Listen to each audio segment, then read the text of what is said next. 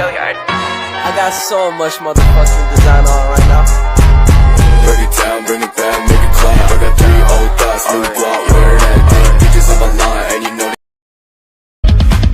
Tsunami.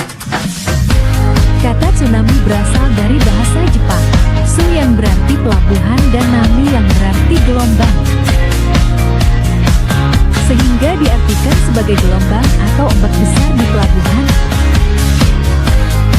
Umumnya tsunami akan tiba setelah dipicu gempa besar berdurasi cukup lama, yakni 30 detik sampai 1 menit.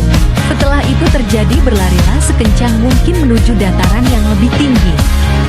Ada 3 jenis pergerakan lempeng, yakni saling menjauh, saling berdekat, dan saling berpapasan.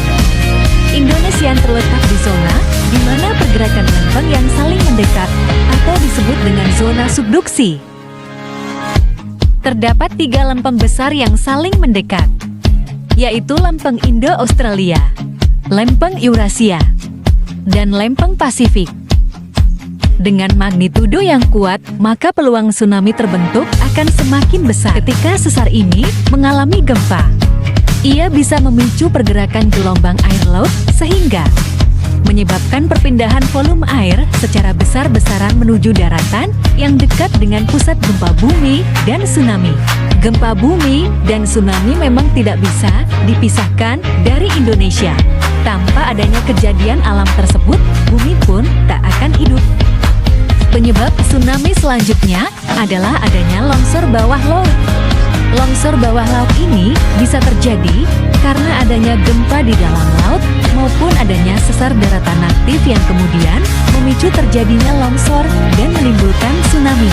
Dari serangkaian bencana tsunami di Indonesia, pemerintah berkewajiban melakukan mitigasi bencana agar bisa meminimalisir jumlah korban dan kerugian ekonomi. Sudah ada beberapa pengaturan pemerintah yang mengatakan tentang mitigasi bencana.